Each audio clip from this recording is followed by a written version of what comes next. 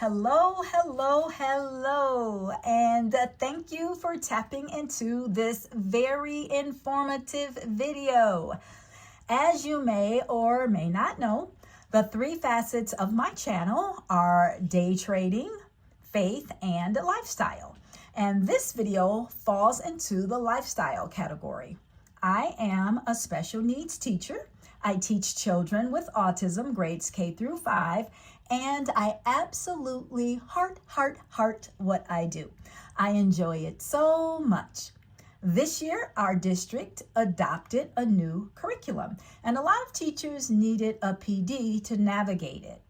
The mandate from the district is to pretest and benchmark. N2Y seems to be phenomenal at collecting, tracking, and synthesizing student data into very concise, understandable bits, so we get progress monitoring in one system. Now, even after the PD, it was time consuming for me to even go back and find where they were. We haven't received a recording of the PD to date, and you just can't take notes fast enough. So I thought I'd make this step-by-step video to show you how to get into your benchmark assessments. Please like, share, and do subscribe. You already know that subscribers and comments drive the algorithm. And also press the notification bell, so when I drop another ULS video, you will be one of the first to know. I'd really appreciate your support. So let's get right into it. So to find your benchmarks, you come right over here to menu. Number 1, you tap menu. Number 2, come down to the orange icon where it says Unique Learning System. Tap it. Number 3, tap N2Y GPS. GPS stands for Goals, Preferences, and Skills.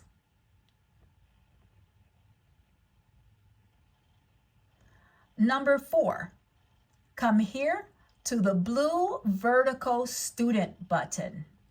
Tap it. This will bring up all of your students. DJ is the first student. Select the student you would like to benchmark. I will be selecting sample student 1. While we're at this screen, I'd like to bring your attention to the levels. Most students have a number. This student has level 0. All it means is that his profile has not been completed. You want to select your student. Now, I want you to watch how seamlessly N2Y changes from one student to the next. You will see the difference here in the name. I'm going to press sample student 1. It changed it instantly. You did not see anything change down here. It changed it almost as smoothly as a blink. When you get here, you want to come down to benchmarking. Press benchmark. When you get into the benchmark assessment area, you'll know you're there because it will be orange. When you first arrive, it pulls up all of the benchmarks for English, language arts, and math. This is a suggestion that you come here to the skill category box. If you press it, it will allow you to select English, language arts, or math. When you do that, you can refine the academic focus for the benchmarks, and that way you only have English language arts benchmarks. The next thing you want to do is select a benchmark. So you don't have to press anywhere in particular. You don't have to press on the name. You can just press anywhere in this horizontal space. I'd also like to bring your attention here where it says scores and interpretations. Once an assessment is completed, it will place the score and interpretation there. You can come here, select an assessment. When you select an assessment, it brings you to the assessment administration page. On this page, it will allow you 3 different modes of assessment. We have the student view, the teacher-led view, and offline view. The offline view is paper and pencil. I prefer the teacher-led administration mode. I prefer the teacher-led mode because this is a new interface and I want to teach my students to use it properly with each early interaction with it. I have students who will double tap, triple tap, or even quadruple tap, and some students will click the next button without listening to the prompt. So I'm going to click teacher-led. When you press the teacher-led, it will acknowledge the student that you want to benchmark. This will run a teacher-led assessment for sample student 1. And some of the assessments, it will allow you to choose a format in which to give that assessment. The formats meaning expressive or receptive. So if you have students who are nonverbal or limited verbal, you want to make sure you choose the correct assessment type for that child. So here we are at the door of our assessment, and you come here to start and you press start.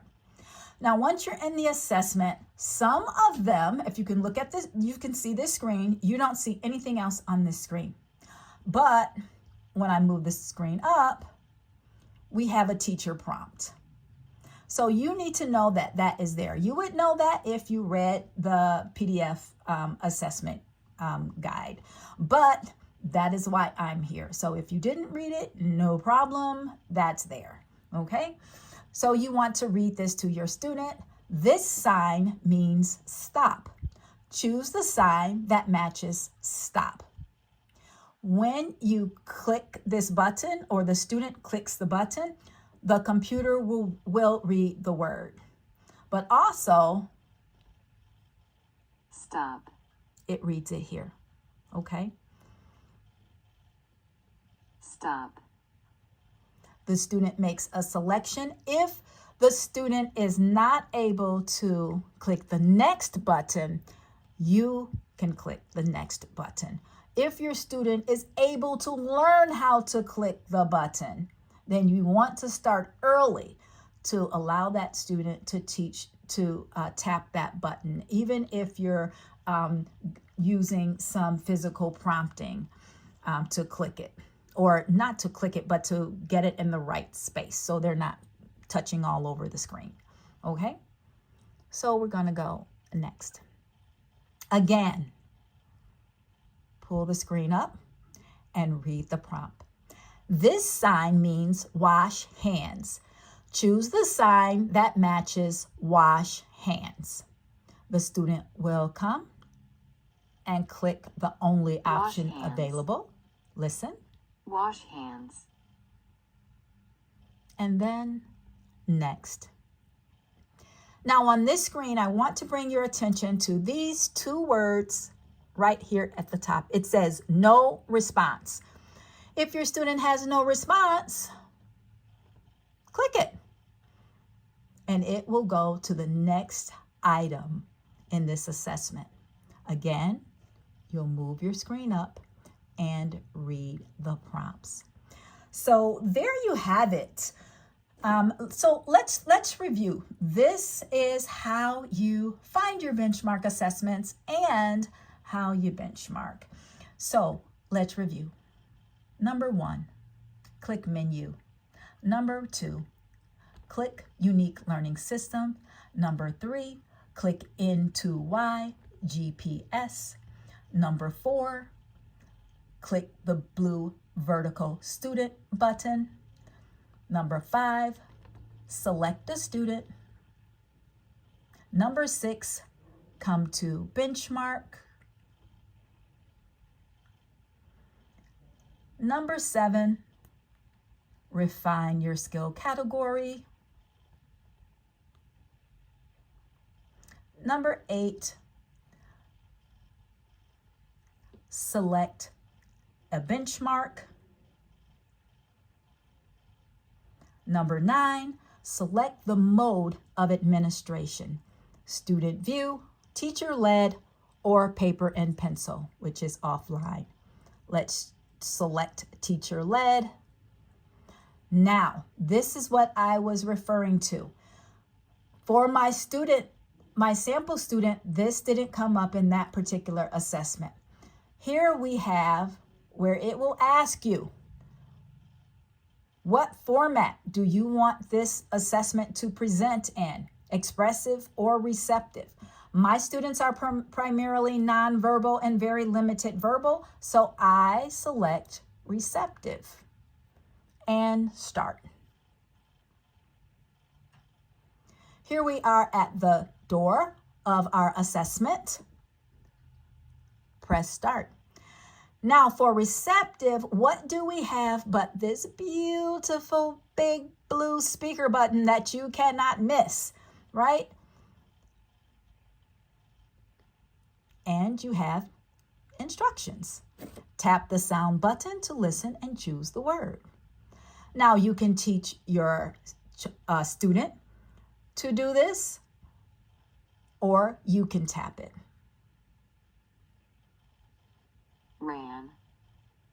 Ran.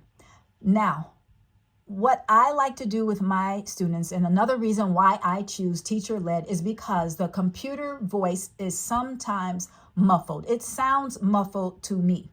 So I allow my student to press the button, listen to the computer-generated voice, and I will say the word behind the voice. Ran. And then allow my student to make a selection and press next. Again. An.